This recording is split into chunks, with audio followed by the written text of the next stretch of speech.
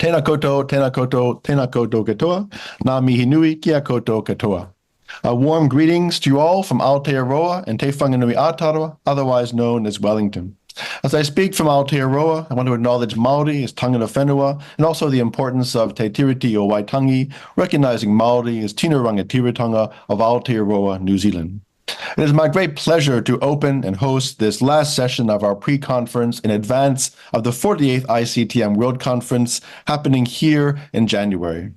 I'm delighted to have joined our partners in Canada, Australia, Taiwan, and South Africa over this weekend for some really great talks, and thanks everyone for organizing those. And I look forward to engaging with everyone here in Aotearoa. I want to thank my collaborators on the program committee co-chairs, Marcia and Kirsty, Marcia Ostashewski and Kirsty Gillespie, for helping lead this event. And here I'll just ask them to say a few words of hello once again. Marcia. Gwe, hello, and Jilly Da, welcome with Brian. We warmly welcome everyone to this last session and thank everyone who's been present through whichever parts of this symposium this weekend. And especially a very warm thanks to all of the presenters and practitioners and knowledge holders who've been sharing with us their songs and their stories, and some who are joining us for presentations after having given their own. It's really a delight for me to see Jerome and Ruya again. And I just want to note that some of you may know that I, along with the Dean of our Unama'ki College, Lorianne Sylvester, took a group of students from here in Unama'ki, the ancestral and unceded lands of the Mi'kmaq people on the Atlantic coast of Canada, or Turtle Island. We took a group of students with us to Aotearoa this past summer as we were meeting for planning for the 48th World Conference. And Jerome and Ruya, they were sharing about Māori language and culture and music. And some of these students are even here. Michelle in particular I know is here, so she might want to give a wave and say hello again to Jerome. I'd also like to say a thanks to the research assistants who have been helping us with this symposium. In particular, Eric Escudero, who is leading the group of research assistants that includes also Peter Verdon, if he could give a wave, and Ulysses Figueroa. They've been helping us with the preparations, and Anna, who is Eric's wife, also has been helping us with getting the word out, promoting, and now these fellows are helping us with the tech. So to support a really smooth symposium. So I thank you. And also just to say how delighted and grateful I am to work with this tremendous team and with Kirsty and with Brian, of course. Thank you, Marcia. Kirsty. Thank you. We're full of thanks. And so just a few words of me adding my thank yous too. So yes, I'm speaking to you from Meanjin, Brisbane, Australia. And it's just been a delight to speak to you from here, from the lands of the Yagara people in Moorooka. And I just have thoroughly enjoyed working with Marcia and Brian on this program for this pre-conference symposium, working with the presenters, working with our tech team, our wonderful support to have this happen. It's been wonderful to hear all these very rich presentations that kind of point to some of the themes that we'll be able to revisit again with more time at the World Conference in Wellington in January. So I've really thoroughly enjoyed working with Marcia and Brian towards the program for January, and I'm very much looking forward to seeing as many people that can be there in person then. So thank you very much, everyone, for all your work. Thank you, Kirsty. And just a note, if you're joining our session new, we have recording the past sessions that took place from Canada, from South Africa and Taiwan and Australia. Those will be posted online. We know because of time zones, different people can and cannot engage, but the full membership of the council can engage with those recorded videos. We'll be reminding you of that.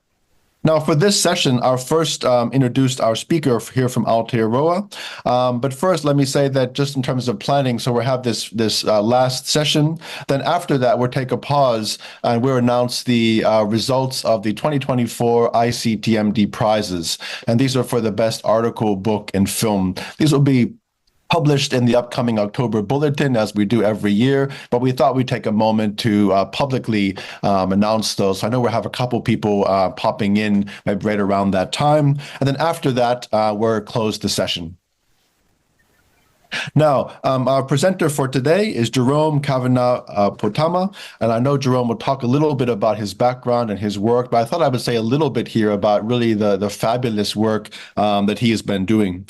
Jerome is a Grammy Award-winning practitioner, composer, and artist, particularly of what we call here Tonga Puoro, Māori instruments. Over the past 21 years and working alongside his partner, Ruia Turner, who's also been joining us viewing online, Jerome has become a full-time independent Tonga Puoro practitioner and has become one of the most prolific providers of Puoro, of Māori instruments in Aotearoa. Jerome is a featured artist, co-writer, and lyricist on the two-time Grammy Award-winning album Calling All Dawns, produced with the London Philharmonic Orchestra. Jerome is an established composer of music for film and television internationally. Most recently is taking on the first role as main composer for I Am the River is Me, just from this year. And this is a production that celebrated the first river in the world to gain human status here in Aotearoa. He has produced a number of albums engaging with Māori instruments and the healing practices of Tonga Puoro in modern times. Over the past decade and through Oro Atua, he has utilized and revived the Rongoa Māori ancestral practices of sound therapy in response to generational trauma for his people in the modern world. He has shared the Oro Atua extensively around Aotearoa and Marae and Wainanga, in schools, universities, and businesses. Jerome was appointed as the 2022 Composer in Residence at the New Zealand School of Music here at Te Herenga Waka.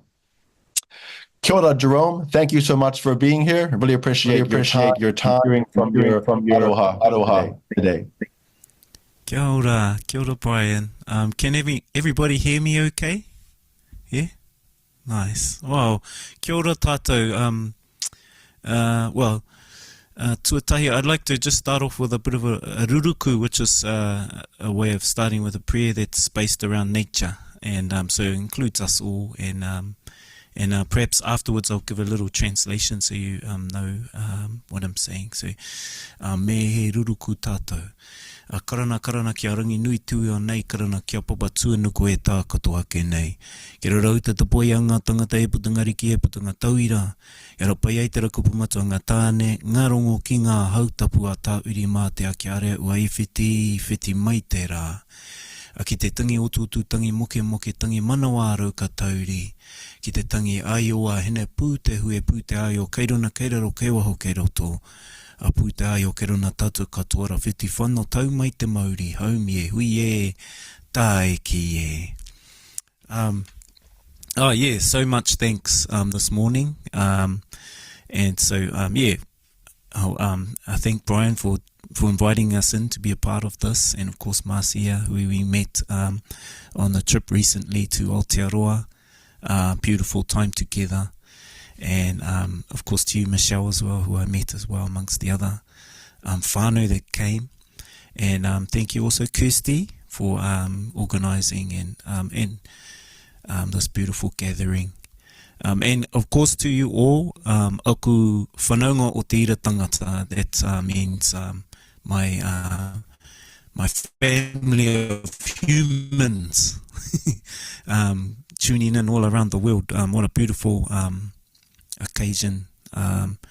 My partner Rui Ha was meant to be here, but it's school holidays, which we didn't remember about, and so I wouldn't say I drew the short straw or anything like that, but we had to work out who was going to jump in here and who was going to man the children, which is so if you hear a noise of children running outside, our children are pretty loud and just being themselves, so don't worry about that. That's just where we are. My name is Jerome, not a very Maori name, in fact a French name. I'm not sure why my parents named me Jérôme, but nevertheless, that's my name. And I come from quite a few different tribal peoples, and so I'll start with the one where I am here, which is Matakore Maniapoto. That's from, so we're based in Te Reo, which is the centre of the North Island, or a bit south. So I'm kind of from the central North Island, or Te Ika Maui, the fish of Maui is the original name. And so, yeah, I'm from that tribal people. And I grew up in Mokai Pātea, which is a mountainous area, lots of rivers, and not too far from the ocean as well, so pretty lucky. And then on my grandmother's side, we're from the Awa Wanganui, which is what Brian mentioned as the first river to be given human status, legal status, or personhood. And then Kahungunu, which is the east coast, and Tuwharetoa, which is the lake area, the heart of the fish. And then I'm just trying to remember so I don't forget any. Yeah, that's about it. Ngātirangi, which is the mountain people as well. So those are my ancestral connections. And so that's on my mother's side. On my father's side, I'm Pākehā, or European, and from Ireland, and from a place called County Kerry.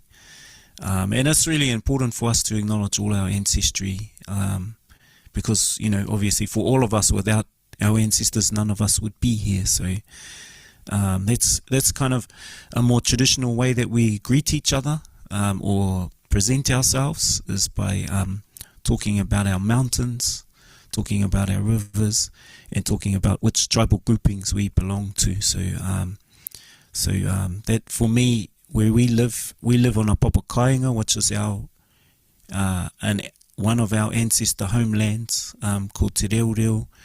And Te Reo was is the cutting of the hair at tangihana, or funeral ceremony. And I wanted to acknowledge Renfred and Ruben and Isabel in that beautiful presentation. And there were a lot of things there that were very similar to us here in Aotearoa, and some differences as well. And I really love to hear that. And I heard him talking about the hair cutting and that being a gift. And so where we live is called Te Reo, and it's based on an ancestress who cut her hair at the time of tangihana, and she was known to have really beautiful long hair. And so that was a way that our still is a way that our people practice that funeral ceremony, is to be able to give something at that time of themselves to acknowledge that important part of life.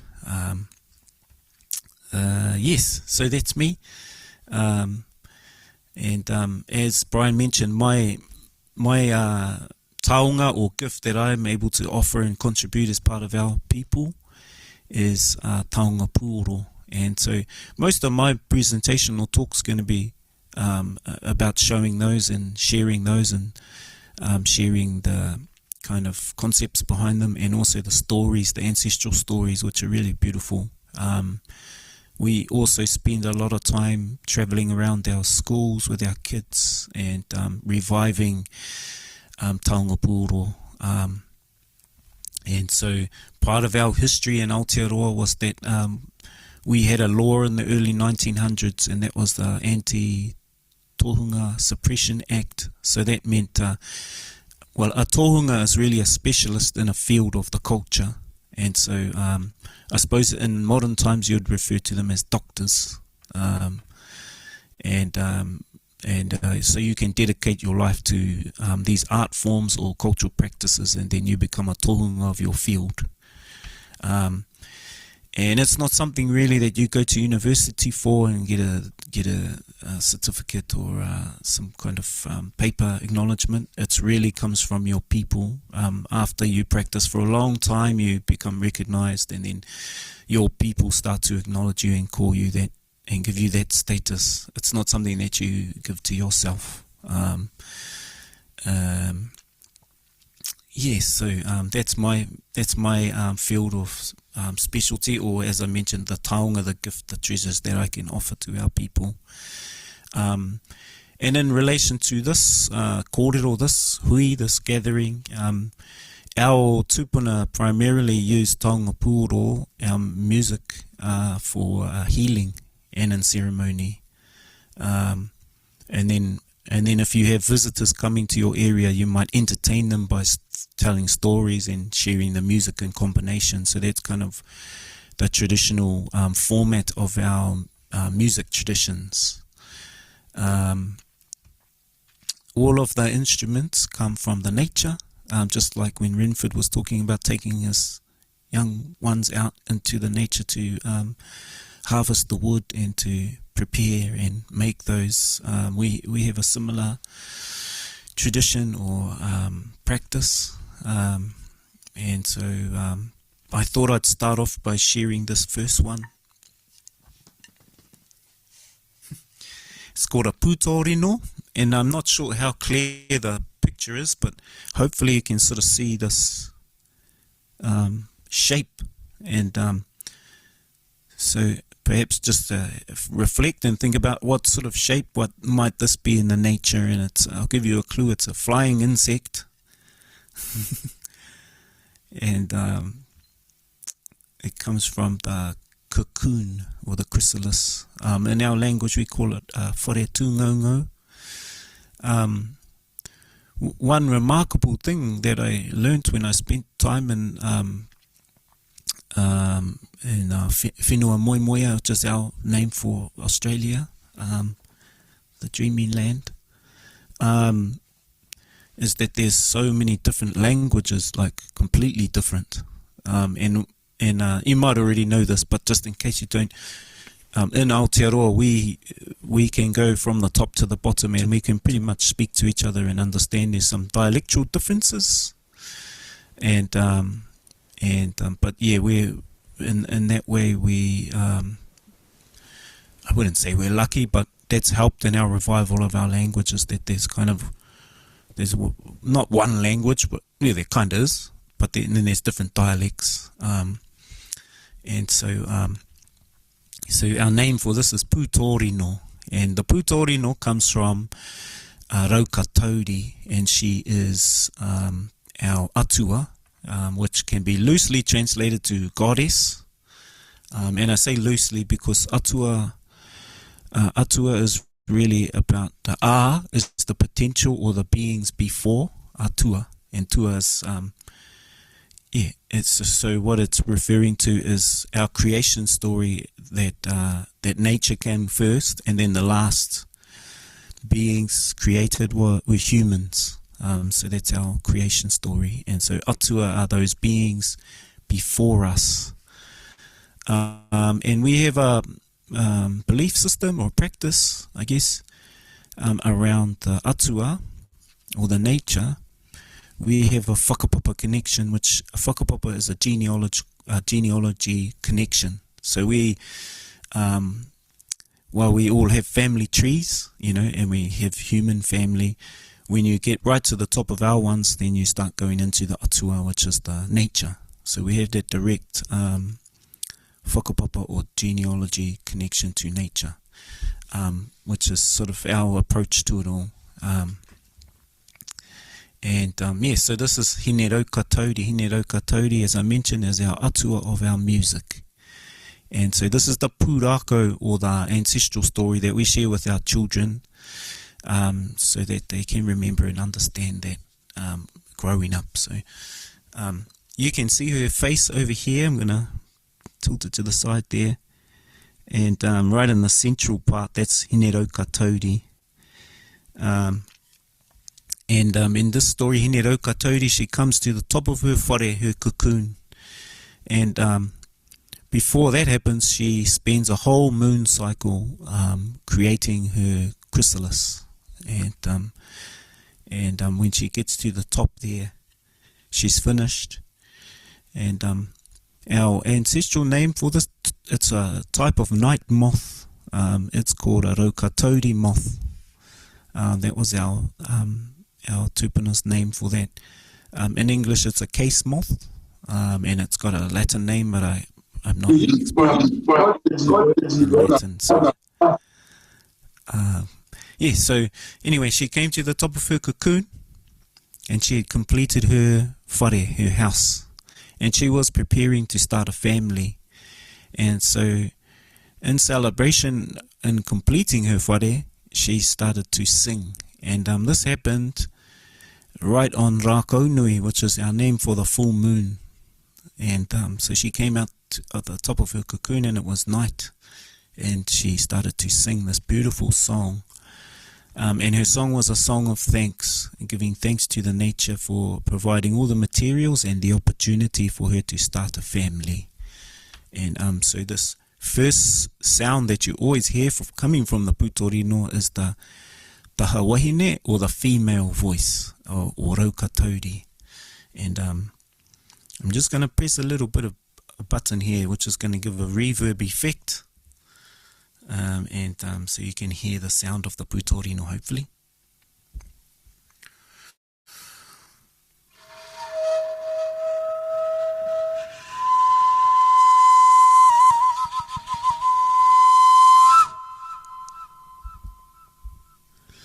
How was that?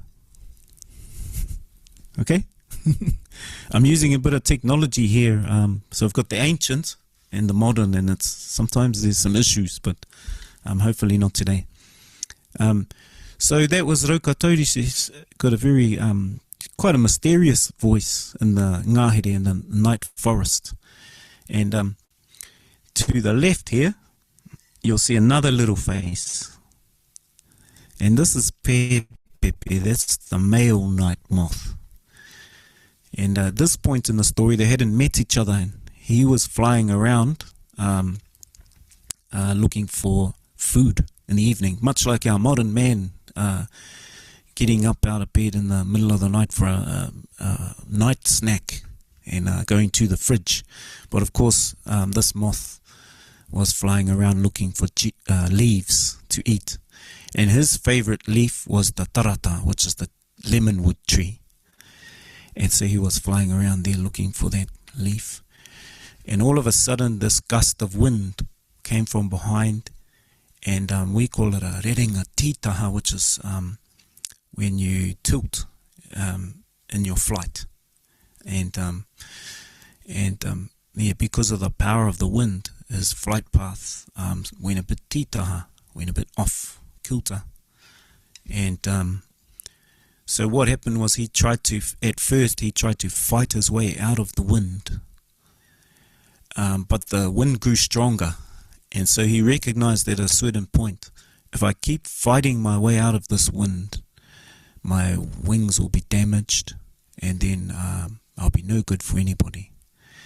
So he went with a different approach, and that was to tuck his wings in and to go with the wind and relax himself and not try and fight the wind. And it was really a recognition that obviously the wind's much more powerful than him. And the second part is that the storm never lasts forever. So he was taken and blown way up into the rangi, which up into the sky. And as he predicted, after some time, the wind started to die down, and he started to make his descent back into the ngahere, into the forest. And he came off the tail end of the wind, and he could flap his wings again, and he was back in the game, and looking for leaves again. And sort of simultaneously at that point, he heard this beautiful sound.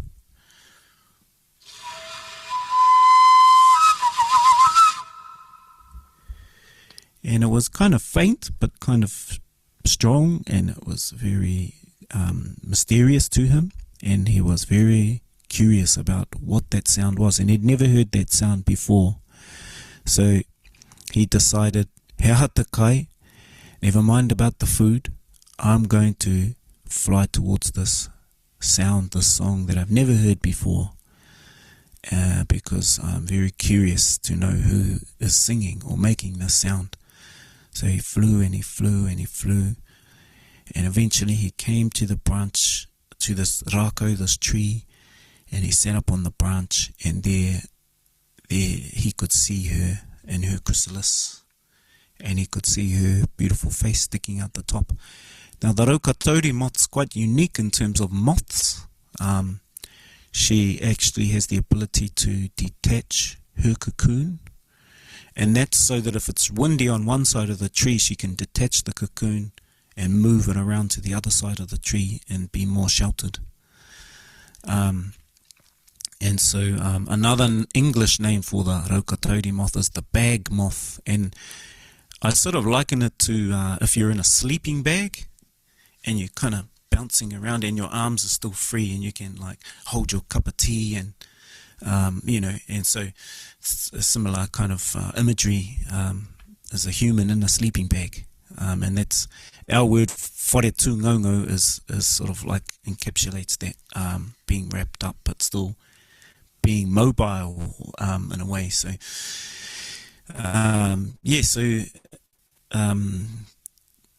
so he saw her and he listened to her song, and he was really impressed and really hypnotized by her beauty, not just her physical beauty but her song, and this just kind of radiance coming from her that he was very captured by. And so he watched and listened.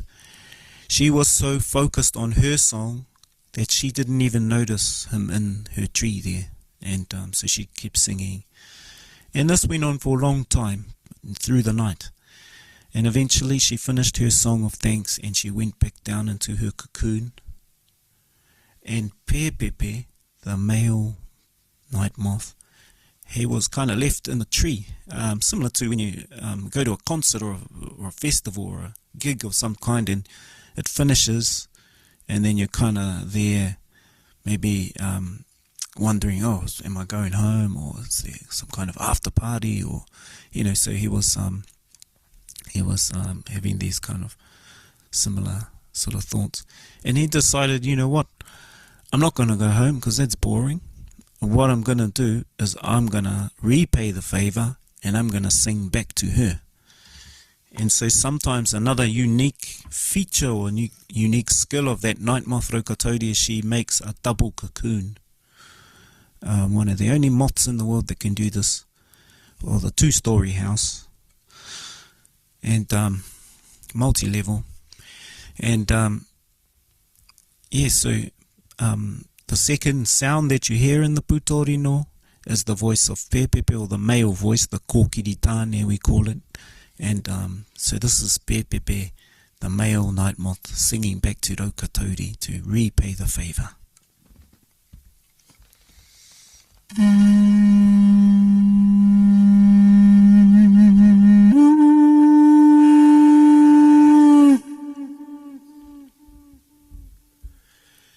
And so his voice reverberated through the night forest, and Raukatori, of course, she heard this beautiful song of this male night moth, and she came to the top of her cocoon and she popped her head out the top and she looked across, and she was like, who's this handsome fella in my tree? Who invited him?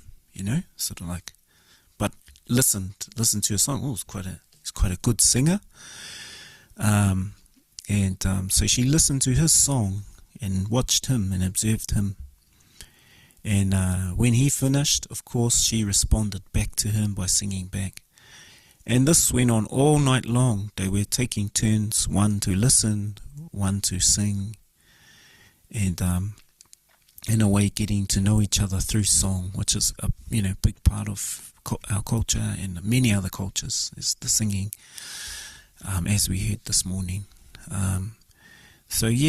Now I hi ake a tamanui te rā, the great sun came up over the mountains, and the first rays of the sun came into the forest, And so Raukatauri, she had the last song. So remember, she had the first song, and now she has the last song. And within that song, and I'll just play this other one here.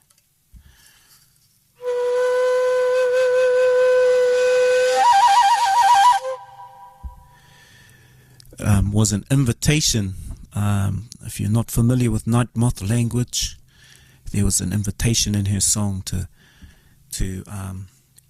come in. Like when we're with our kids, we make a lot of jokes and we say, she sang to him, say, hey, Pepe, you must be thirsty from singing all night long.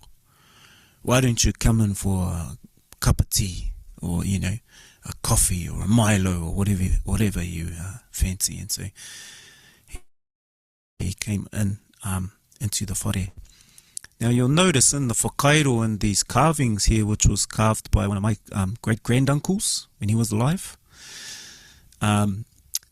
there's her face is, I noticed straight away, and I asked my granduncle, we have one word for elders, and that's kraua or koro. Doesn't matter if it's granduncle or grandfather, they're kind of the same status. So we asked the koro, why did you make her face bigger than his? Because his face is really little. And what he told me was that in the nature, the Raukatauri moth, the female's 3 times bigger than the male. So in saying that and knowing that, Pepepe, the male night moth, he didn't make a straight line. He wasn't so fast to when she invited him, he wasn't straight in there basically. He kind of came round in an awhiowhio shape, which is a spiraling shape. And she noticed that he was a little bit scared or hesitant. And so she would change her song on each turn. And in her song was sort of encouraging him, hey, don't be scared, come on. And so it was a welcoming way to welcome and encourage him. And so on each turn, because of the power of her song and her invitation, he was gaining more and more courage. And eventually, he came to the entrance there and he landed on the top and he was welcomed into the whare. And remember, this is a children's story. So, and I'll give you the adult version in a second. But basically, he went into the whare, and then just like how your mum and dads had you, hey, Raukatauri and Pepepe, they had their own tamariki eventually too. And when the children were born, they lived in this bottom part of the cocoon.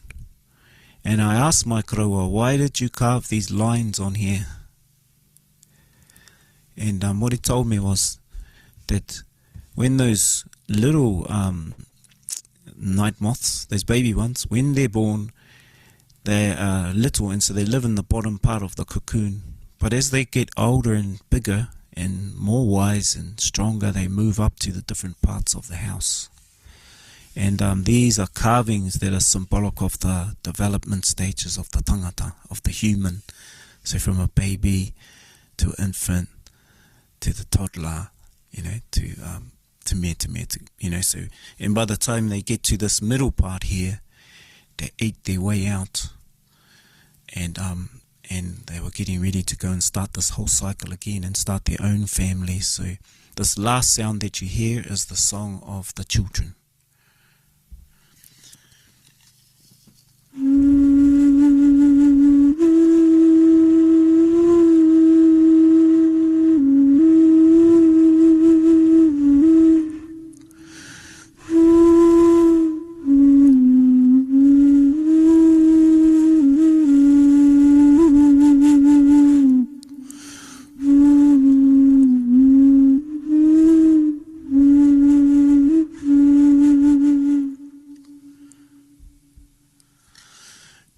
Yeah, so that's the story of the pūtori no and our atua of music in Aotearoa Raukatauri.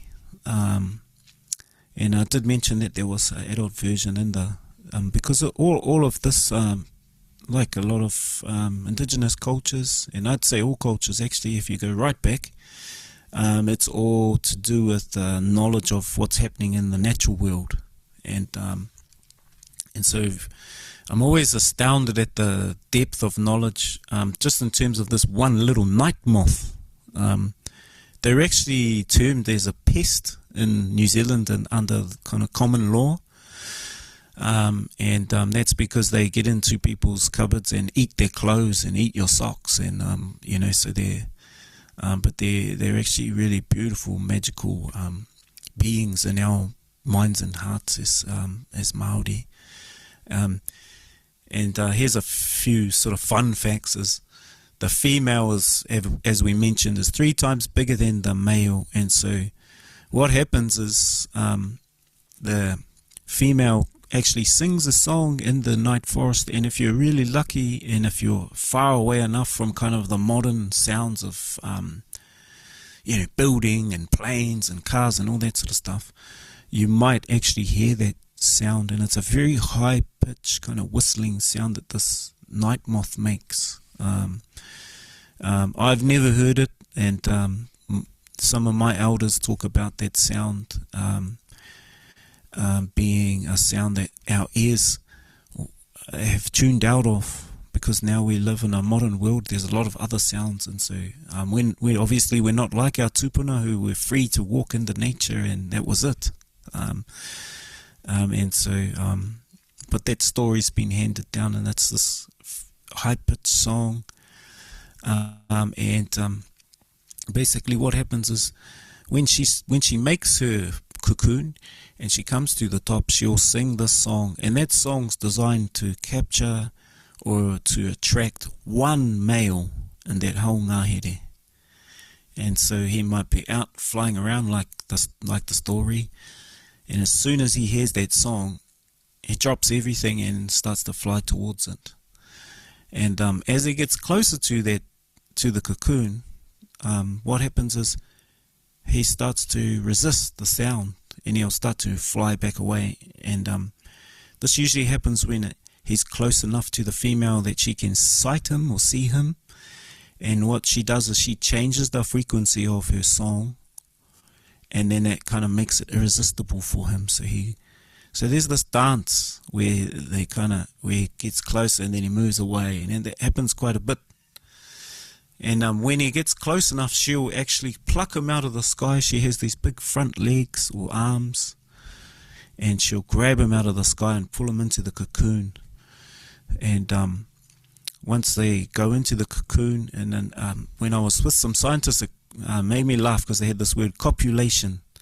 And so when they copulate, after that happens, the male will actually, and this also makes me laugh a bit, the male will be a little bit sleepy.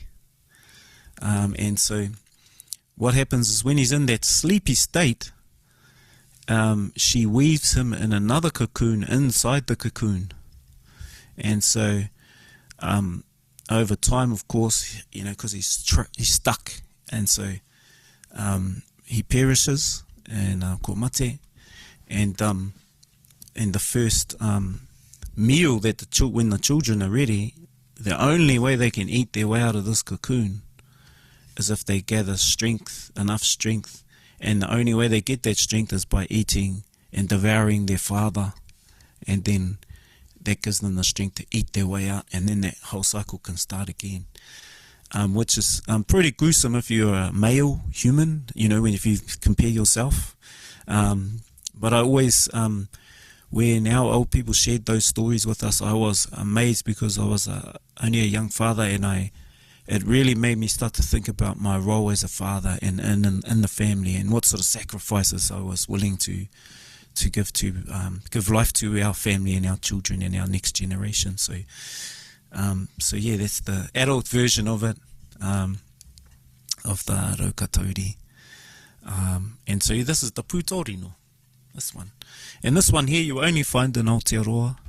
We have a lot of similar instruments to our cousins in the Pacific, and right through Australasia actually, but particularly nose flutes. But this one here you only find in Aotearoa, in New Zealand. When you hear this one being played, it's made from the rimu tree, which is a native tree of New Zealand, a beautiful red wood tree. And so that's the sound and song that comes out of this, is also that song of the rimu. Probably like, I'd say the same as Renfred, and but just the feeling is that we don't ever make mass produce that's a part of our tradition, is that we don't mass produce these instruments. They're all one-off. So my karaua, my great-granduncle who made this, he only made one of this kind, and I was really lucky to be given that when I first started this work about 20-something years ago. And yeah, so that's the song and sounds that you've heard of the rimu tree, as well as this voicing and this sound of our atua raukatauri. And this other one that I showed you, the double, this one is made from the tōtara tree. So when you hear it, what you're hearing is the tōtara tree singing to us. And the idea behind that is that it's celebrating that genealogical, I think that's a word, connection with that tree. Yeah, because when we talk about a whakapapa to a tree, we also have the knowledge around the family tree, no pun intended, of that tōtara. Yeah, so tōtara's father is mumuwhango. Tōtara's mother is mumuwhango, and tōtara's father is tāne mahuta. And so we can we sing about these things, and that's how we remember them. Yeah, so that's the tōtara.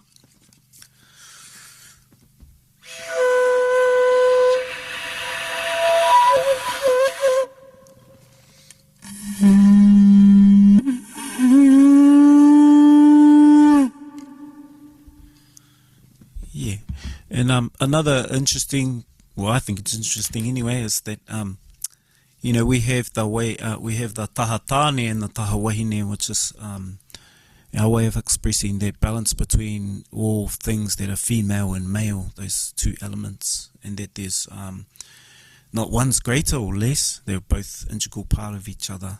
And so within our music tradition we have that approach as well. And that's a big part of why I work together with my partner.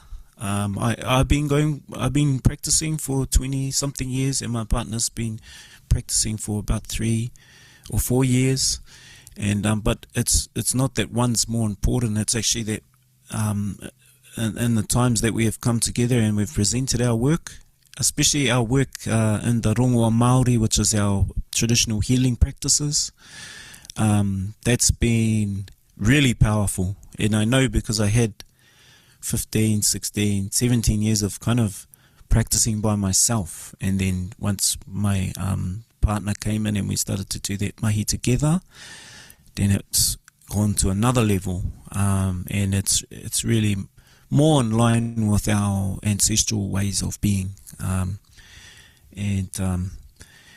We are a colonized people, which is not a joke, but it's just being honest about that and being real about it. And so part of that is that we're always looking at ways to reclaim and revitalize our ancestral practices, which is a constant mindfulness and consciousness of how we can be. And obviously, if we're going into schools and working with our young people, it's really important for them to be able to see that happening, so that we can remove those shackles or those chains of and so what I'm talking about is a lot of the times in more sort of past but recent, because of like that patriarchal imbalance, what's happened is that our men have been portrayed as the knowledge keepers, and then our women have been viewed as not as important. And sadly, our people adopted some of those ways, and so we're really making a conscious effort to be able to come back into our pre-European ways of being, I'm always mindful too when we talk about these things. It's not that I'm belittling Europeans, or because I also right at the top stated that I'm from Ireland in my ancestry as well. So it's it's just an observation, and it's just a sharing and being truthful in that sharing. So yeah. So anyway, maybe I'm going off the track, but it's all connected. I wanted to share this one with you, and I am a little bit sad that Ruiha can't join us, because she, the great thing about the kōrero is I share my male version, and then she'll come in and she'll, or maybe vice versa, she'll share the taha wahine, and in our work we notice that she picks up a lot of things I don't pick up on, and vice versa, and so we have that practice of that complementary. So I'm going to be talking on behalf of her, and she's actually watching this with our children, so if I get it wrong, sorry, love. This is her great-grandmother's Hue Puruho. We were both really lucky that our grandmothers were the main sharers of the knowledge that we hold in practice today, and so this one was given to Ruiha and handed down from her great-grandmother, and it's actually come from a lot further back than that too, and we can tell because of the pigments, the kokowai that's been used on this this instrument, or this ipu, and some of you might recognize it in your own cultures. It's the hue, or the gourd fruit, I think they call it, so this one we call the Hue Puruho, and it's an ipu, or a storage vessel for many things. We can use them for water carriers, we can use them for musical instruments, and so it's got a very deep sound, particularly this one, and I'm going to play it, and hopefully you can hear it through your speakers, because sometimes the depth of the sound is a bit inaudible, but here we go.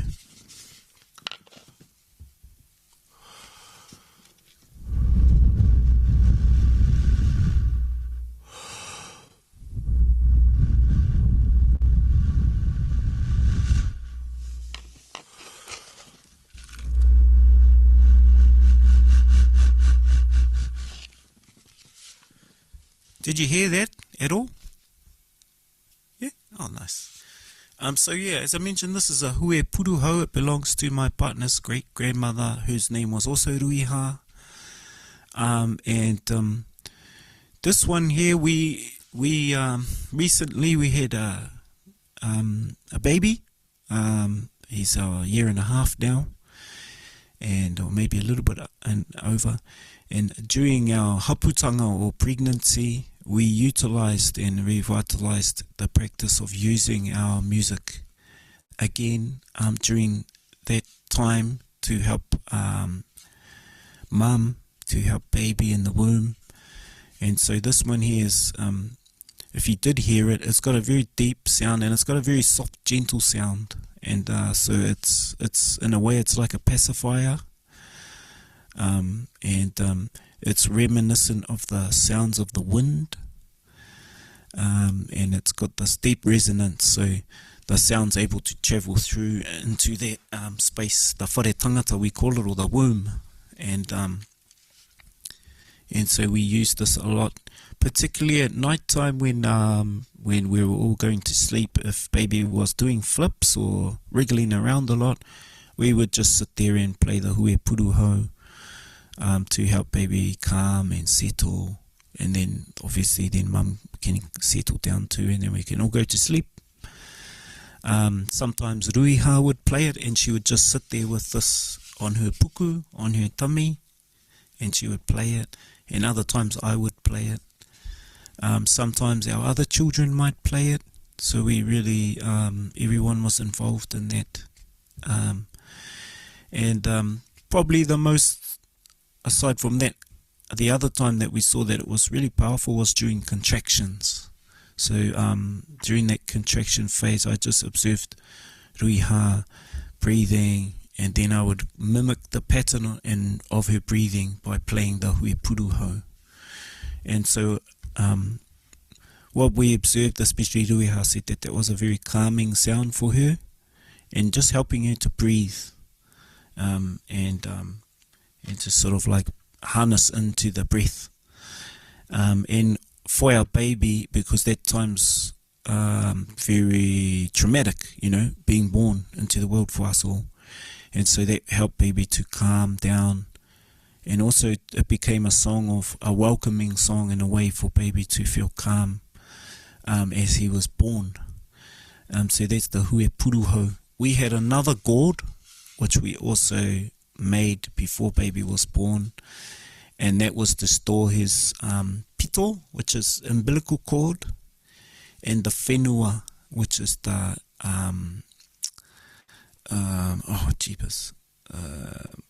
I just had a mind blank what that is in English. But basically, when baby's born and then the second part of the birth is the whenua, the placenta. So we store them in these ipu, and then once baby's born, we have a ceremony where we bury them on the whenua, on our lands, and we plant the tree on top. So that becomes the baby's tree. And pito and the whenua go back into the soil, into papatuanoko, the earth mother, and then that becomes the nutrients for the tree to grow. And that's a practice that we've haven't stopped practicing even through the colonization. And it's a beautiful one, because then our children have a special tree that they know that and it connects them. So so there's a different type of hui.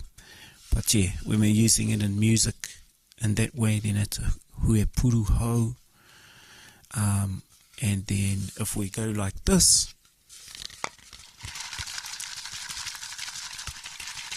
which is the seeds inside from a long time ago, from Ruiha's tupuna, her ancestors, that's a hui puruwai, which is making the songs of the water or the streams or the river.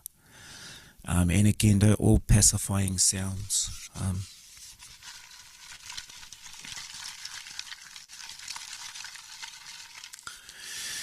And because the hui in a lot of cultures around the world, not just Māori, they have a real connection with Hina Marama, the moon cycle as well.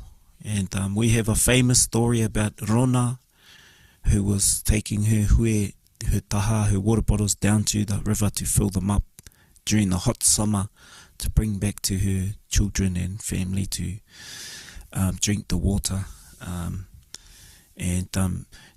I won't go into that story, but just to give you a little snapshot of it. And there's in the story, there's about the moon as well, and about how the moon and Rona and the hui interact with each other. So that's the hui. And you have different sized ones. We're about to prepare to get ready to grow some more this year.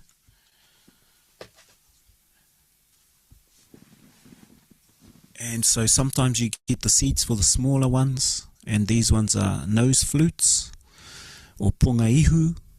Really beautiful, soft sound again.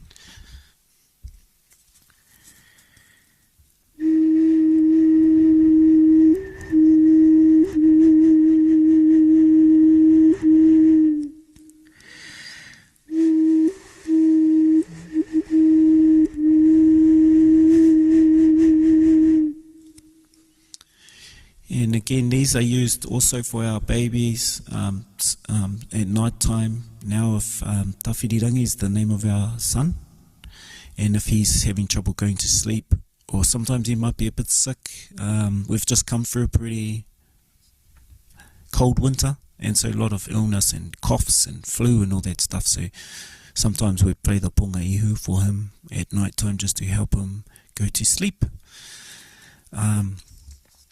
And as I mentioned, that's played with the ihu or the nose. That's the name of it, punga ihu. And in there you'll see the clues on what they're used for. Po is the night, po ngā, the nights, po ngā ihu. And it's sort of like the the song of the night time for our babies, eh?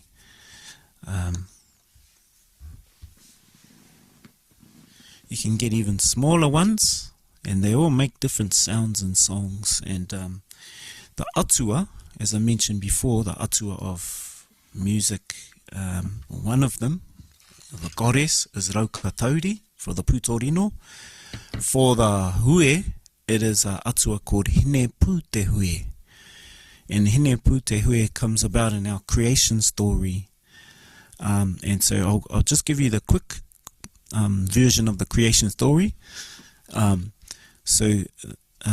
we go right back to the beginning of time, we have Io Moto Te Kore. It's the nothingness, the great nothing. Te Kore means nothing. But it's not nothing in a deficit way. It's when my grandfather, my korohi, always used to say, when you have nothing, that's something. It was always like, what the hell does that mean? These cryptic elders talking to us, what the, and because it would always be when we're moaning, I don't have this, well, when you have nothing, that's something. So, so Te Kore is the start of our creation story, the great nothing. And from this great nothing, there seems to be some movement, something. And then over eons of time, there's this kakano, which is like a seed. And the seed starts to whiz around and turn and twist. And then eventually that becomes Rangi Nui and Papa Tuanuku, which is our Earth Mother and Sky Father. But they're not, in this part of the story, they're not how we see them now. They're together. They're locked together in this ball like a seed. And more time goes by and they start to spin around and around, and they're sort of realizing their own potential, and then they become much bigger than a seed, and they're this the male and female elements of all life. And what happens is they get bigger and bigger and bigger, and then they make this promise to each other that they'll never let each other go. So they're in this loving embrace, this giant cuddle. And of course, when they have children, the children are born in between them. And as more children are born, the children start to become a bit squashed and a bit frustrated because they're born in between this giant cuddle of their parents, and there's no light there. It's dark, it's hot, it's sweaty, and so they start to kind of like get very frustrated at the situation. During this time, there's a hinatori, and a hinatori is another name that we call a glowworm. And they just see this little speckle of light in between their parents, and so they decide to investigate what that is. And at this point, there's a lot of children. The older siblings in the story, they decide that they don't like this new thing. They look at it and sort of freak out. But it's actually the younger siblings who are really keen to know what this is. And so there's a bit of debate and a bit of to and fro, and there's a bit of bullying from the older children. They don't want this. They're trying to tell the younger children, don't look at that thing up there. And eventually what happens is Tāne, who's our atua for the forest and the trees, digs its hands into Papa Tuanuku, like the roots of a tree, and does a handstand, and then with its legs, like the branches of a tree, pushes up against Ranginui and separates them into the position they are now. And there's a lot of pain and agony in this process because Ranginui and Papa Tuanuku, Sky Father and Earth Mother, have already made a promise that they'll never let each other go. But they're sort of ripped apart by their own children. And because of this, we call it the Pakanga Nui o Te Ao, the great battle of the world between the nature. These atua, these different beings of nature, all start to fight each other because they, the older children didn't want the separation and the younger ones did. So they start battling each other. And then as more time passes, Rangi Nui, Skyfather, looks down onto Earth Mother and starts to tangi, and that's when we first ever have rain, the raindrops from the sky caressing Papa Tuanuku. And Rangi Nui is very upset to see all the children fighting on their mother. And so this rain falls from the sky, and within the raindrop is a seed for the hui, and the seed lands on Papa Tuanuku, and out grows this gourd. It's also a story about the gourd. And when this gourd matures and the fruit starts to develop, one of the younger atua, Hine Pute, she takes the form of the gourd. And some say that that's why, she has the sort of shape. And it's also another sort of indicator to be used during the haputanga, Now, Hine Pute, when she's born into the world, she's born into fighting and warring and determination, that sort of energy. We have another atua of war, and that's tūmataunga. Tūmataunga's fighting energy, but not so much in a perceived bad way. It's also determination and those things that sort of get us up and off the ground and back into it, So when she's born, she observes all her siblings fighting each other. And what she does is she takes her first breath in, just as we do when we're little babies. We come into the air world and then we cry probably or scream out. And so that's what she does. She takes her first breath in, and her body's filled with this energy of fighting and war. And so it makes her sort of balloon out a bit like that. And when she exhales, what happens is she, we say mena ka huri ta ahua, to change or transmute the energy. And so she starts to sing, and her song is a song of peace.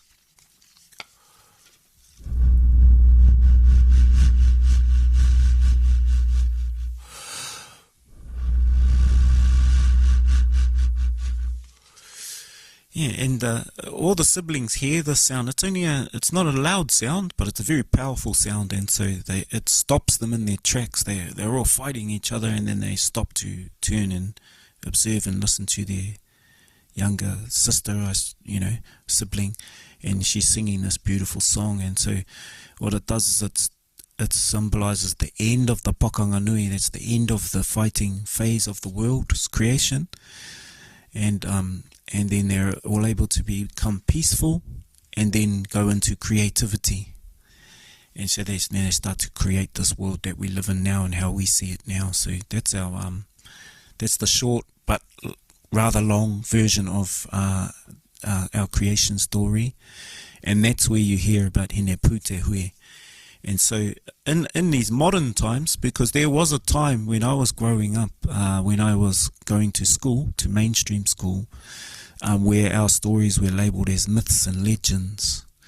And when we reflect back, it was really a way to diminish our ancestral knowledge. But luckily now, we didn't fall for that trick for too long.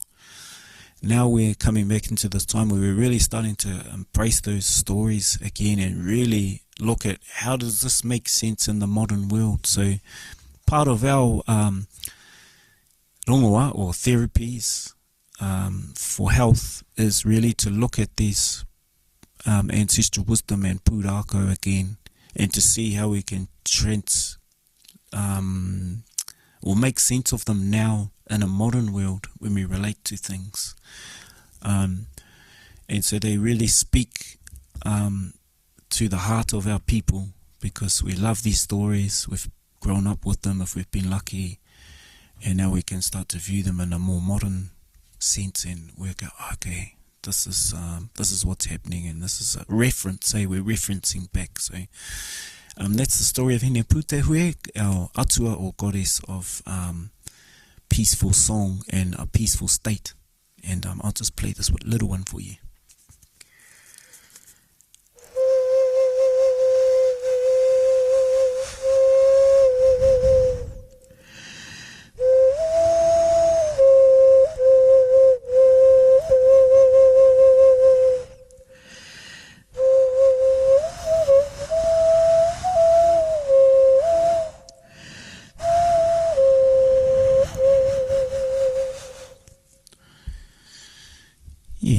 little ones, as I mentioned before, they're called punga ihu. We use these also when we're receiving our mataora and our moko kauai, so our women receive their chin tattoos there and our men receive the face, or just face tattoos in general. And that's because it's quite painful, and so what happens is we'll play these on the opposite side to the kaita, who's the person who's giving the tattoo. And then we can play directly into the taringa, into the ear of the recipient. And that's really to help them during that process of pain and to transport you into another space so that you can go on the journey and just to help out. And same of how we use it in the haputanga with our wahine in the pregnancy. It's the same concepts around using sound as a healing tool. I can't not mention Matuahirini Melbourne and quite a few. There was a group of people who helped revive our musical instruments in the 80s and 90s, and that was quite an interesting revival. And for me, when I reflect back to those elders who helped revive those, which included our own grandparents, what happened was there was a small group, Matuahirini Melbourne, Richard Nance, Brian Flintoff, others as well, and they collectively gathered together and they travelled all around the marae of our of Aotearoa. And marae are our ancestral houses and gathering places for our people. And they went around to visit all the old people of the time in the 70s and 80s and 90s. And they revitalized the practice again by playing these instruments to our old people. And what happened was the sound, of course, as we all know, the sound set off memories again, and so they were able to reassemble the music tradition, because our music tradition was kind of one of the last things to be revived out of our culture. In my opinion, it's still in a space of revival. Wow, it's just the same as any cultural revival. There's a lot of things to get through. That was the reason why when Brian asked us for a name for this presentation, we wanted to talk about the Oro Atua, because we've done a lot of great things out there in terms of the Western view of music, Grammy and orchestras and, what have you, touring around the world and going to festivals. But we've always maintained that our most important work is with our children, going to schools. And probably in the last 10 years, we started to look into the revival of taonga Puoro as a rongoa Māori. And rongoa Māori is our traditional medicines. This is what we call it, rongoa. Rongo is our atua of peace. So we heard about hine pute hui as our sort of a female, the female side of that. And then rongo is the male side. And it's to do with the gardens, the planting and harvesting of food. And I'm not sure if there's any gardeners in amongst us, but you know that when you go into the garden, it's quite a peaceful place to be, and it's a very so in our mara, in our garden here at our home, we have a carving of rongo to symbolise and to revitalise that practice. And so when we harvest our kumara or any of our first harvest, we always make an offering to rongo. And so rongoa is all types of different healing modalities, traditional. The Oro Atua is the revival of the rongoa of taonga Puoro, our music tradition. Oro is the sound or resonance, and Atua refers to our Atua Māori, which are our spirit and energy beings of nature. And which you can also say gods and goddesses of the nature. Yes, so I started in this work when I was in my early 20s. I started when I was 8. I was with my grandmother one day, and she was eating a thing she referred to as boo-boos, which the full name is pupurangi. And pupurangi are these type of sea snails that our old people would eat. I used to eat a few of them, but I wasn't that keen because I just, it was a delicacy for our old people. I love them now, but back when I was a child, I was a little bit like, we had a lot of distractions like McDonald's and things like that. So,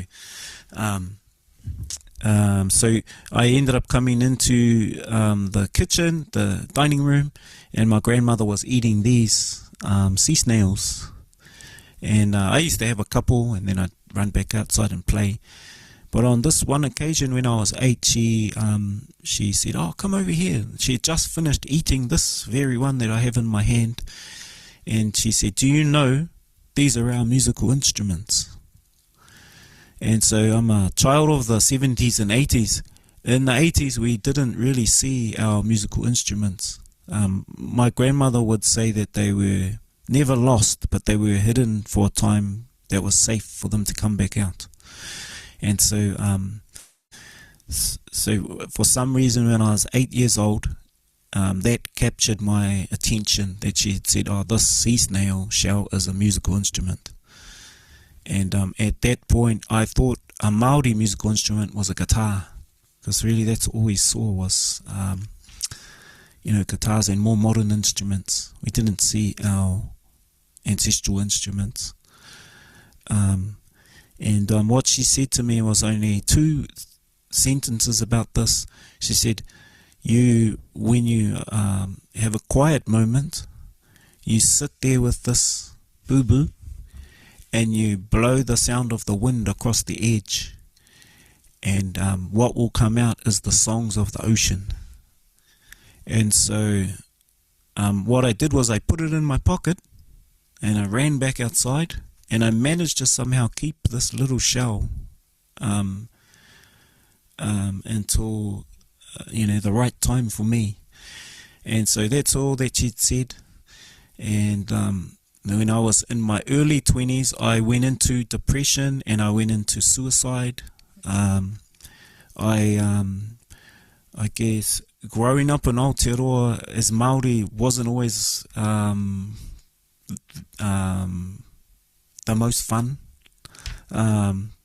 We had all sorts of stuff happening here, and so I went into this real dark time of my life, and I went into suicide attempts. And what happened was, after that, I was taken into the mental health system, and then I went to visit a psychiatrist, and in about 5 to 8 minutes maybe, I was diagnosed with bipolar, and then I was quickly written a prescription and given this medication, so I went straight onto the medication, and sort of zombied me out. I was very, just couldn't really participate. I was already hard enough, but then I just, and so luckily amongst that system, we started to have these Hauora Māori, which is Māori health provider, and within that was one of my whanaunga, or one of my relations in my tribe, has passed away now, Matua Royce, and part of my therapy is he took me back into the forest. And in that time, in my early 20s, I had an idea that he was going to counsel me through my problems, because I didn't really know what the problem was. And I guess part of the effects of colonization is it's so subtle, but it's so powerful that you might not even know what this is, as a young person. And so I went back into the forest with my uncle, and I thought, oh yeah, he's going to counsel me, because that was my idea. When you get unwell, you go to a counsellor, and so here's my counsellor, who also happens to be a uncle, a distant relation, but an uncle. So we started walking in the forest, and an hour had passed, and there were no words spoken. And this went on for 4 hours. And I started to get a word that we say is hoha, where we get annoyed because something's not happening here. We say hoha.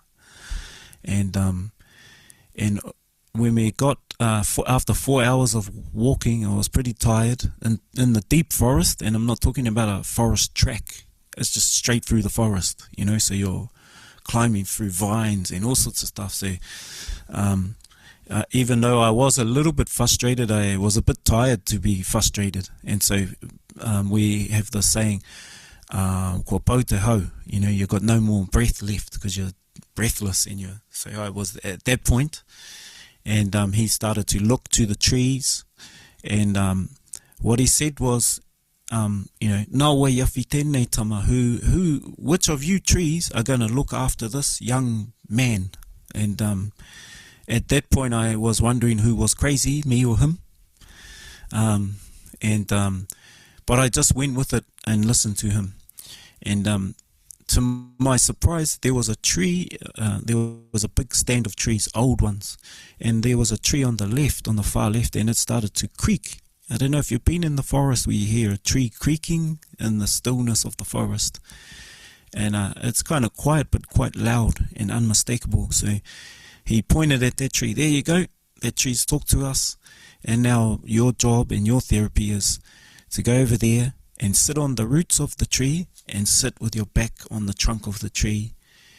And so I just listened. I didn't know what was going on. I went over there, I sat down.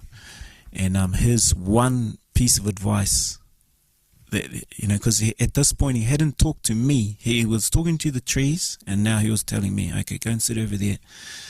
And his words were Aotearoa Rongoa, which means listen intently. You will listen carefully. And that's your rongoa, is to Aotearoa Rongoa. So you're going to listen. So I sat there.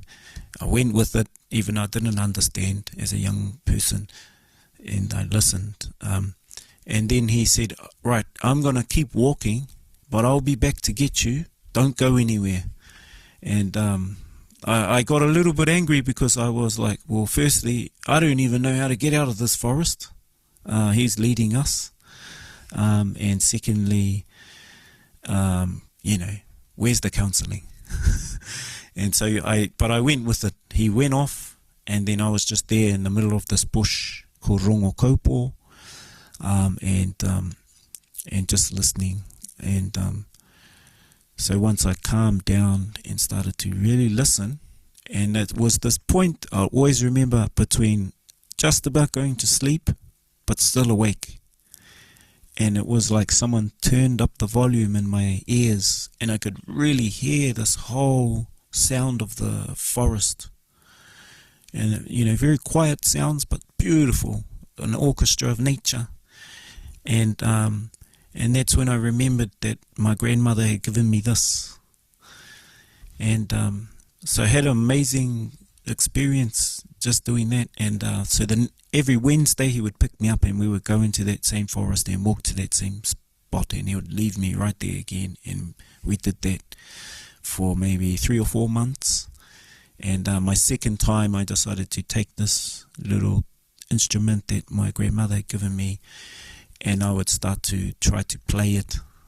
We don't have any reeds in our flutes, and so they're quite difficult. You've got to find the sound.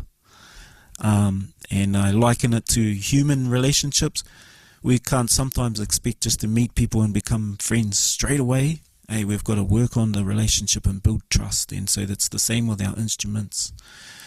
And so I started to, and it was really hard to get a sound. But what was happening for me was that I was feeling good about doing it. It was the first time I started to feel good about something. and then eventually I got a sound.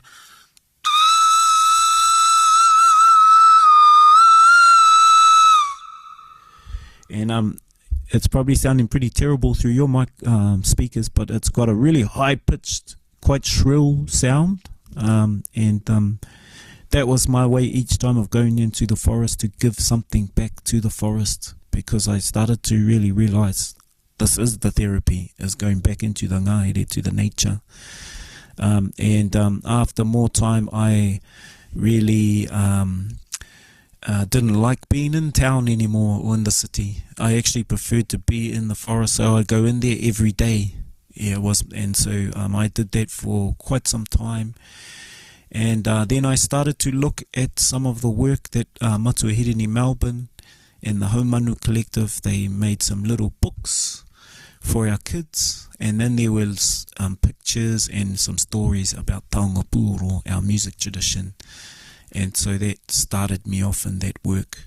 And so I came into our music tradition through trying to get better, through a rongoa. Through health, and so it wasn't until really sort of 10 years ago that I would even tell that story, because I was very ashamed of my suicide attempts and my depression and being on medication, and I didn't feel like that was a cool story. And so but then this is how the Oro Atua was born. Our practice that we have now was through realizing, perhaps if this helped me in my generational trauma, perhaps it can help others. And I began, I always talk about the revival of Taonga Puoro, our music tradition, really has been revived in the reverse order of the potency of what they can offer our people.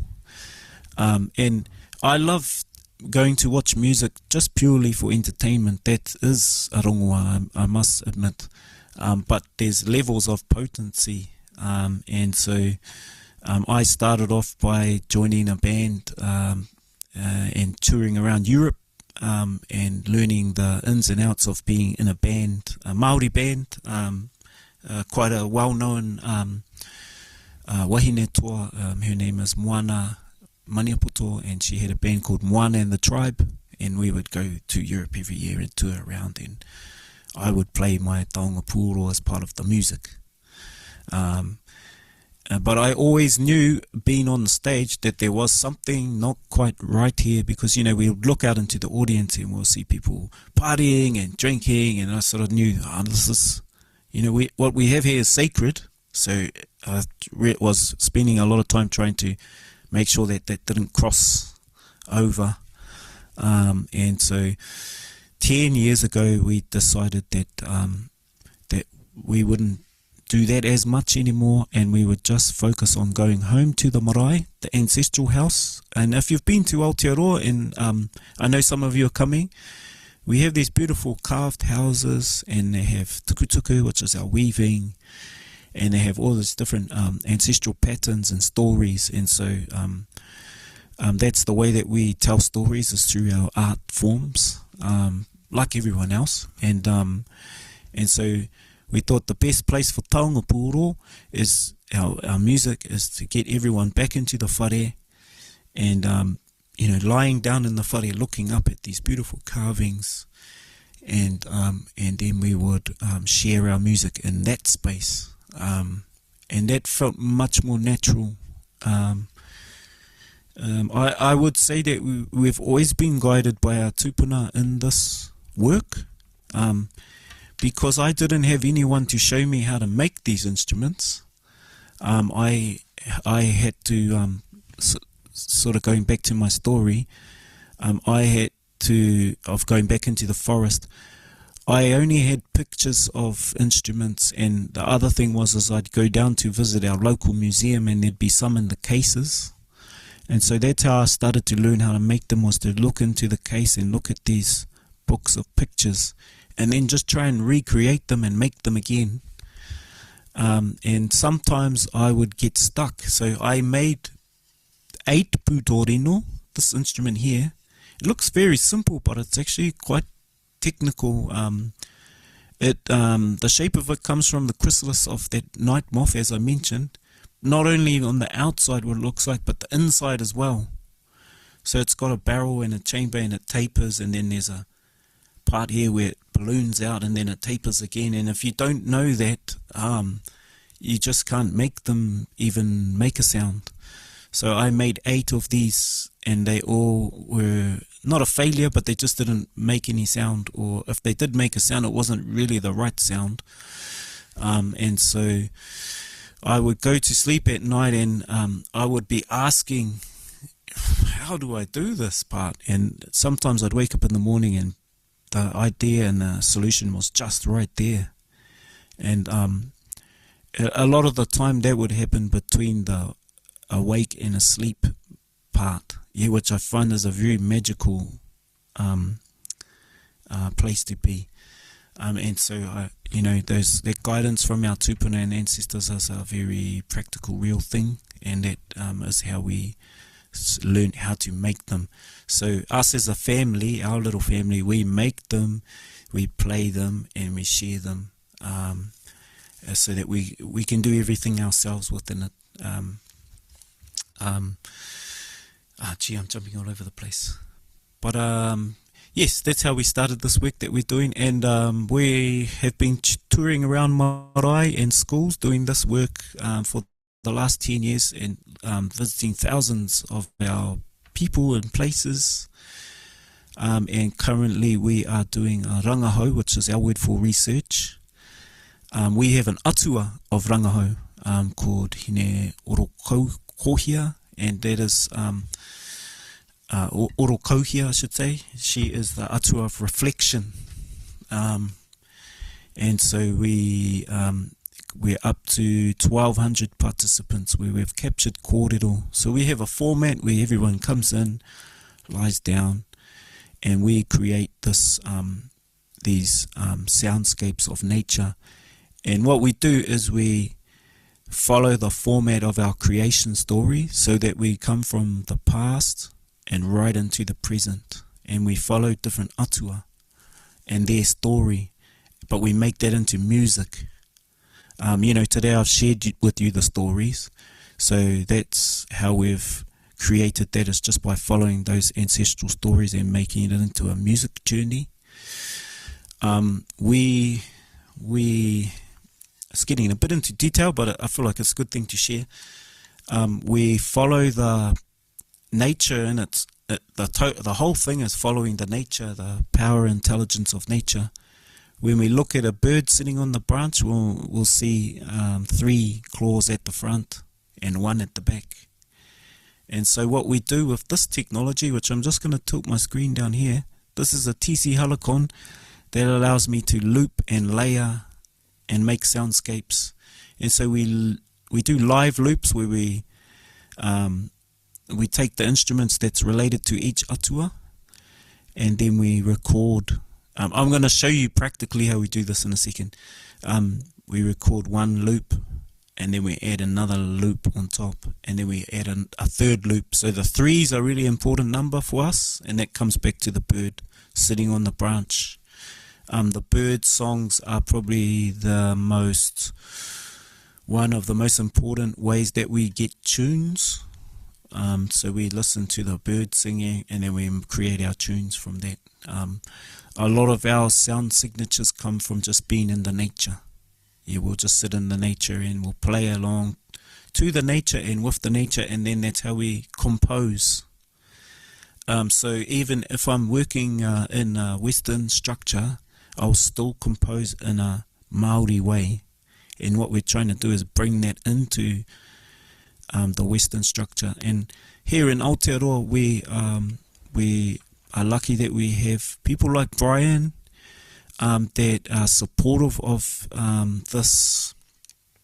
What we're trying to do is really bring it together, so that so if I work with an orchestra, we're not saying that orchestral music's more important, and we're not saying that Māori music is more important. What we're saying is that the two together is the important thing, and that they must be on the same level.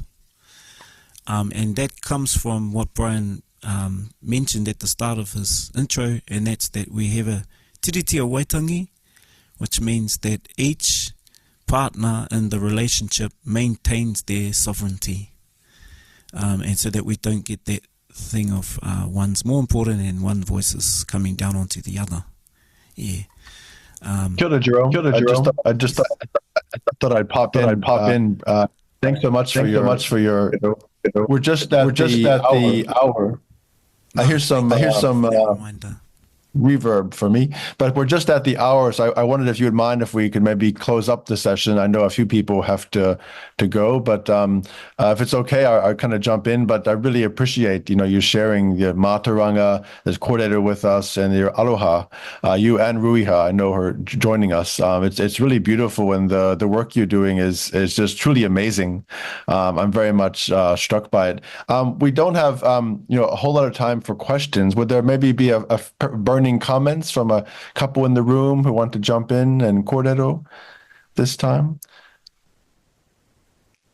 And if it's not the case where we have to move to the prizes, but I want to thank Jerome and Ruiha for sharing with us. It's just really, really wonderful. And Jerome and Ruiha will be with us in January. And so really looking forward to sharing and meeting you here in Aotearoa. And Tonga Pura will be very much part of this event. So we're really much looking forward to that. But thank you both for sharing this with us. I think at this time, if we want to move to the prize announcements, which is a very big part of this final session, then I'll ask maybe Jerome to kind of close us out for this session from Aotearoa. We thought we'd end in Aotearoa, kind of leading into this event in January. So now I'll move to the prize announcements. This year, the prize committee will award prizes for the ICTMD prizes for Best Article, Book, and Film. These prizes, as many of you know, were first offered in 2020, and they link with the mission of the Council, quote, to promote research, documentation, safeguarding, sustainability of music, dance, and related performing arts, taking into account the diversity of cultural practices, past and present, and traditions worldwide, end quote. We also have the Student Paper Prize at the World Conference, and this will be offered again at the upcoming 48th World Conference, so students be ready for that. For each prize, we have a subcommittee who assess the submissions received. So first we'll announce the article prize, then we're moved to the book prize, and our subcommittee chair, Sean Williams, is here with us, and then we're moved to the film prize, for which we have a video from Niccolo. So I believe Sunhee is not with us.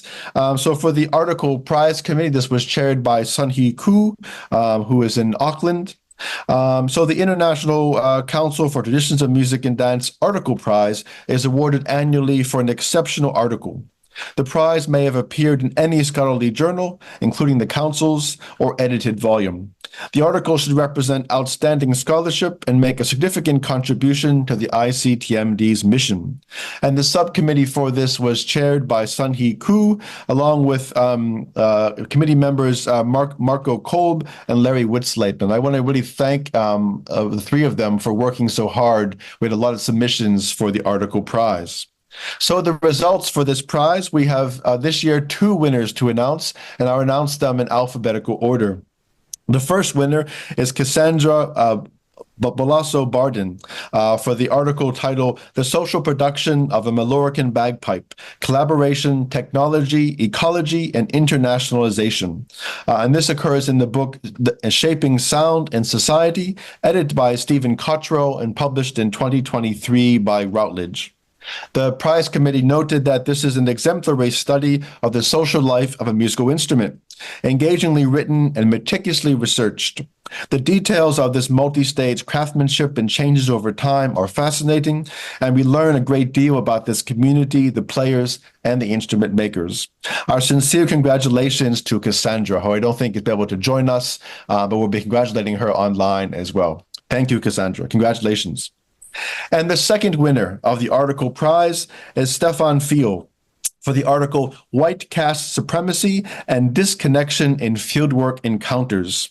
And this is published in the Routledge Companion to Ethics and Ethnomusicology, edited by Jonathan Stock and Beverly Diamond, and published in 2022 by Routledge. The committee noted that in recent years, we have seen many essays on the troubled legacy of ethnographic research, but the author offers a fresh and thoughtful perspective. He draws on details of his interactions with drummers and reflections on his family and family's missionary legacy to address broader questions of ethics and responsibility that are all relevant to all of us in research. Our sincere congratulations to Stefan as the second winner from this. So congratulations to both Cassandra and Stefan for winning this. And again, we'll have this announcement published. So thank you both. And now, after the article prize, we're moved to the results of the book prize. And for this, I'll introduce Professor Sean Williams, who's joining us from the United States. Hello, Sean. Hello, everyone. I am thrilled to be here, and it's not even the middle of the night for me. Yay! First, I want to thank everyone who writes books about music and culture. It's always a pleasure to read the rich diversity of ideas and descriptions that allow us all to have some access to what people around the world are thinking, doing, singing, playing. I want to also express my deep gratitude to Brian Diettrich, chair of the prize committee, for his dedication and ready responsiveness to random questions crossing multiple time zones. And finally, my gratitude goes out to the members of the book prize committee, Frank Gunderson, who is in Florida, which was just struck by a hurricane. He says he's still okay. Fred Lau, Michael Ianaga. Our decisions were unanimous and immediate because the winners were so clear to all of us. The ICTMD Book Prize Committee is so pleased to award the 2024 prize to Dr. Christina J. Woolner for her book, Love Songs in Motion, Voicing Intimacy in Somaliland, published by the University of Chicago Press. In focusing on a previously undocumented musical tradition in a post-war location that is very challenging to access, Dr. Woolner opens the door to a fraught but beautiful tradition of singing love songs to communicate intimacy and build communitas. Love songs, and I quote, voiced and revoiced, storied and restoried, unquote, are simultaneously metaphorical, heartfelt, and healing. The ways in which love songs flow across social and political boundaries, public and private, intimate and collaborative, live and recorded, places them continuously in motion. Using clear, beautiful writing, Dr. Woolner embraces the multivocal performance and content of love songs in an Islamic environment where gender equality is not always a given, with scholarly analysis and ethnographic rigor. We offer our warmest congratulations to Dr. Woolner and to the Somali people with whom she works. And I believe Dr. Woolner is here. I believe so. Congratulations, Christine. Yeah. Turn on your camera for a second and wave or something. All right. And I do see her name there.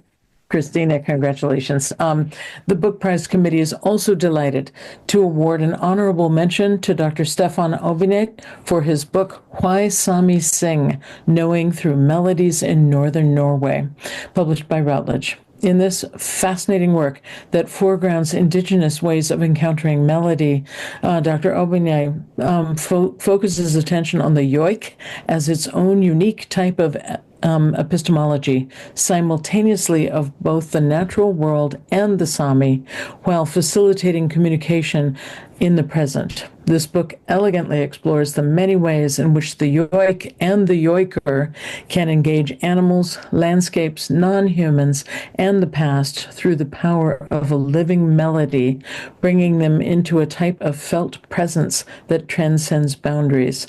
The members of the committee congratulate Dr. Obinet, together with the Sami communities, on their excellent work. Congratulations. Congratulations to both. And again, Christina, I see your message. And thank you, Sean, for your work and the whole committee. It's been really wonderful having you lead this for us. It was our joy. Thank you. We appreciate that work. And now the council also awards prizes for the best films. And for this, we have a video presentation from the chair of this committee, Nicola Scaldaferri, who's in Italy, fast asleep. But we thank him and that subcommittee for their work on the two films. And now I can ask Eric to please play the very short video from Nicola.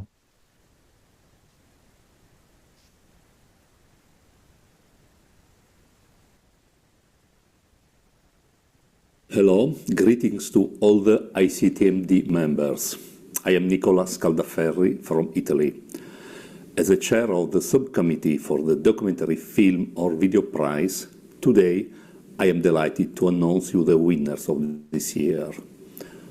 The prize is awarded annually for an exceptional film or video.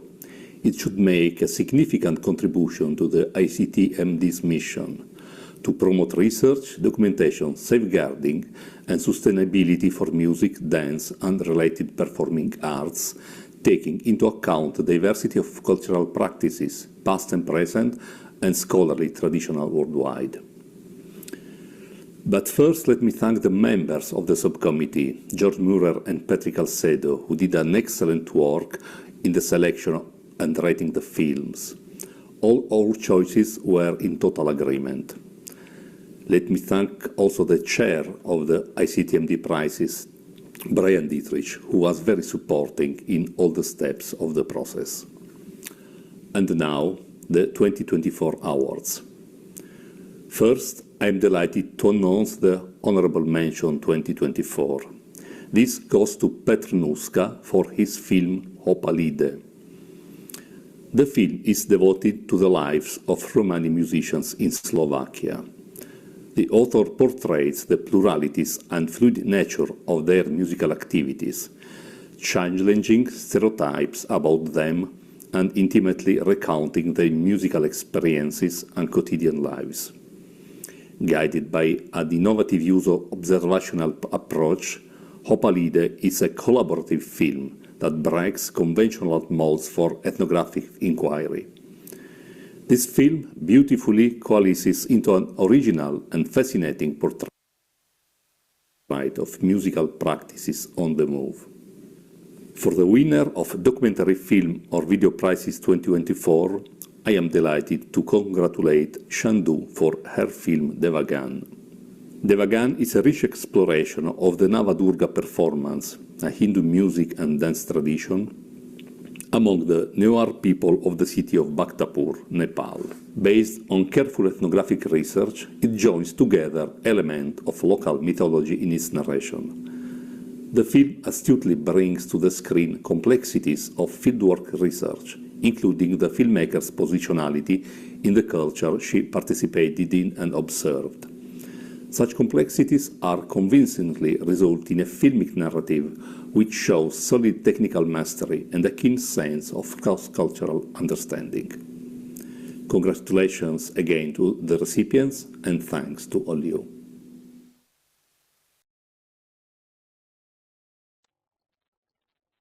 And thank you, Nicola. And thanks to the members of the film committee and the honorable mention and winners. Really excellent results. And once again, congratulations to all the winners. We will be publishing the full results with details in the October bulletin, which, as most of you know, will be coming out in just a few weeks. So once again, our thanks and our congratulations to everyone involved. And keep in mind, the 2025 prizes will be closing in March. So stay tuned for that. Thank you. So I just want to have just a few brief words of thanks to everyone involved in this pre-conference symposium. My colleagues Marcia and Kirsty and Eric and the full team at Cape Breton for running this session. I thank everyone for joining us. See Sveni Bor is still with us, and Soy Bang and others for joining us through multiple sessions. It's been really wonderful to see so many of you here over these past 2 days. And then second, we really hope to see you here in January. We're looking forward to seeing many of you here. We've got a really exciting program planned. It's quite a big conference. It's very large. January is a great time to visit New Zealand, the height of summer.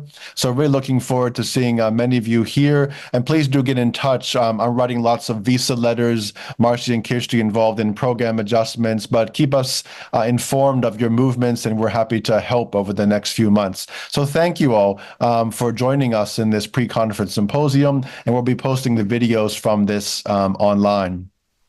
Kia ora, and thanks to everyone. And now, just to close this session, I thought I would ask Jerome, being here in Aotearoa, to kind of take us out of this session. Thank you again, Jerome, for being here and sharing with us. Really appreciate it.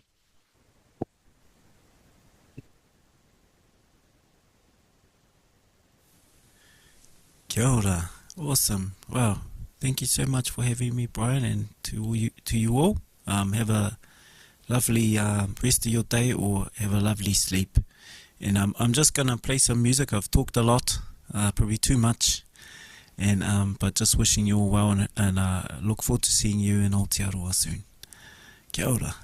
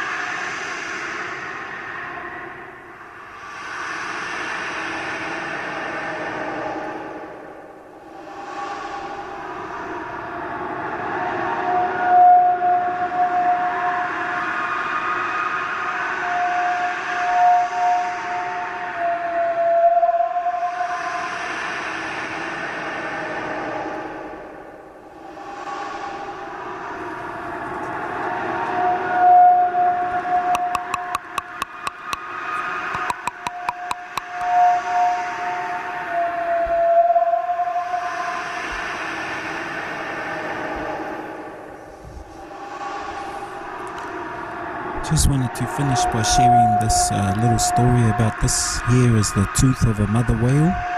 It was, it's been handed down. This is one of our older taonga puoro. It comes from the stranding of a mother whale with her baby. The grandmother that gave this to me, she talked about the whale.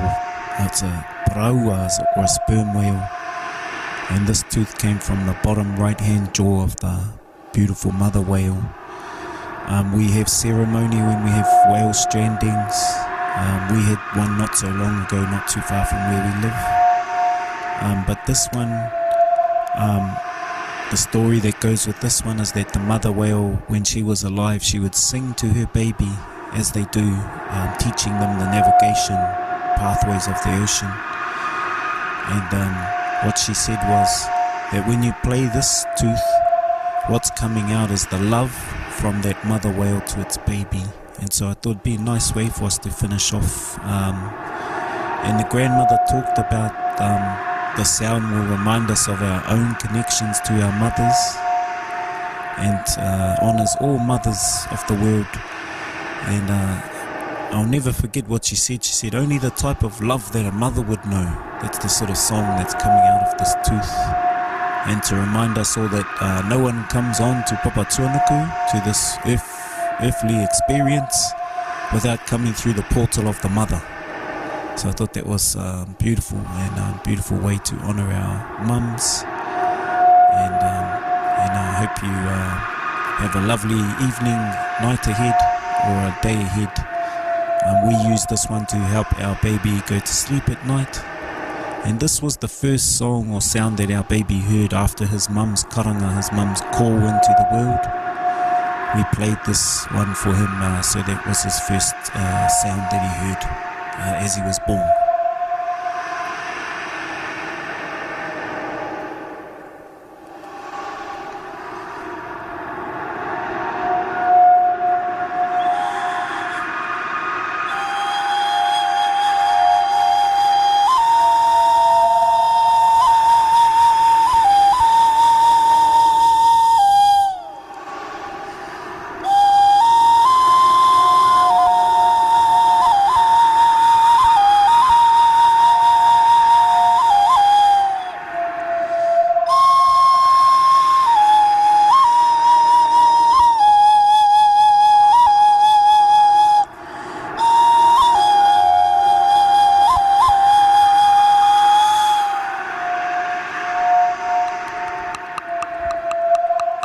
Close with a closing ruruku, the nature prayer for us all to go off on our journeys ahead safely and with happiness and peacefulness in our hearts. So, inuhia,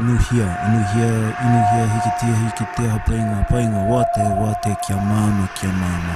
Te urutapu ai o matata kore kāputa kōrangi, kāputa kōpapa, kāputa ngatua hei tiaki hei manaki a tātou i ngā wā katoa.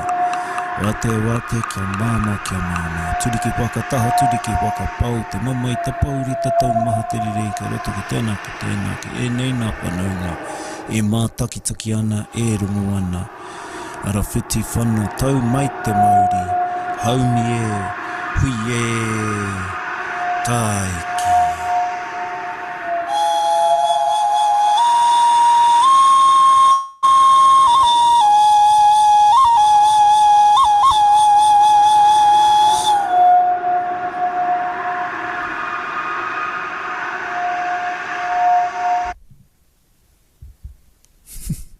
Kia ora.